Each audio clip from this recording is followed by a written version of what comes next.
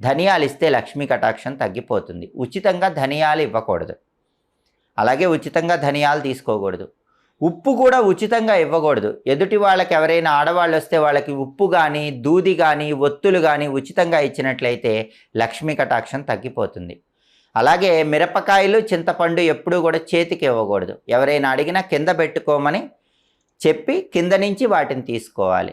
అలాగే మహిళలు చాలామంది ఏం చేస్తారంటే ఏవైనా శుభ కార్యక్రమాలు చేసుకున్నప్పుడు, ఫంక్షన్లు చేసుకున్నప్పుడు స్టీల్ సామాన్లు గిఫ్ట్గా ఇస్తూ ఉంటారు. అయితే సాధ్యమైనంత వరకు స్టీలు సామాన్లు ఇవ్వకూడదు. ఎందుకంటే స్టీలు సామాన్ల మీద వాళ్ళ పేర్లు చెక్కించి గిఫ్టులుగా ఇస్తూ ఉంటారు. స్టీలు సామాన్లు ఎప్పుడూ కూడా సాధ్యమైనంత వరకు అశుభ కార్యక్రమాల్లోనే ఇవ్వాలి.